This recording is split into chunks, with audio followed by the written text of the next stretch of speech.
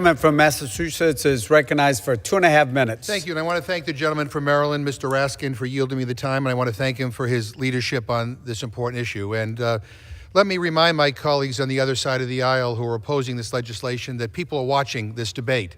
And I know many are scratching their heads, wondering what's going on, because what we're trying to do here is close loopholes that allow violent criminals to get access to guns, not create more loopholes. Mr. Speaker, last Thursday, I spoke at a town hall sponsored by students at Bancroft High School in Worcester, Massachusetts. Those young people demanded action on gun violence, not unlike other young people all across my district and all across this country. They are terrified, and they are tired of seeing one massacre after another, and they're sickened by the unacceptable high rate of gun violence in this country. We have an obligation to be on their side, not on the side of the gun lobby. In fact, most gun owners agree with what we're doing here today.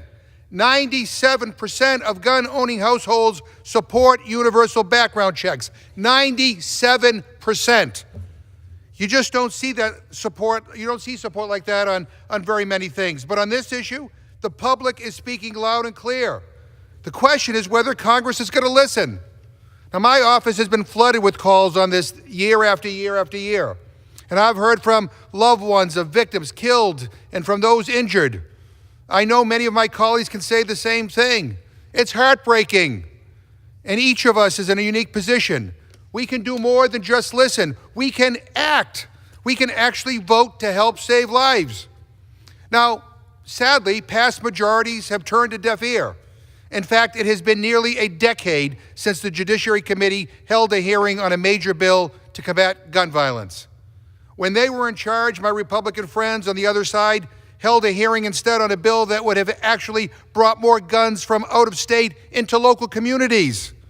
Their indifference on this issue of gun violence, their silence has been stunning.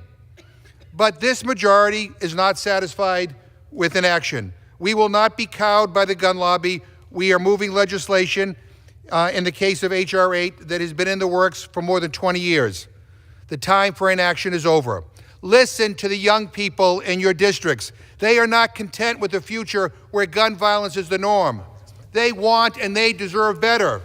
You know, last night in the Rules Committee, my Republican friends tried to pass exception after exception after exception. May I ask them for another 30 seconds? Gentleman is granted 30 seconds more. Gentleman is recognized for an additional 30 seconds. They try to pass exception after exception to this universal background check bill, essentially trying to gut the bill.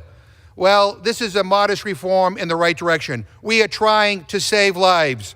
We are tired of massacres. We are tired of comforting parents whose loved ones were killed in gun violence. We are tired of inaction. We are tired of the gun lobby dictating what Congress does and doesn't pass. This majority is going to be run by the people of this country, and the majority of the people of this country overwhelmingly support these bills. I urge my colleagues on both sides of the aisle to vote for this rule and vote for the underlying legislation.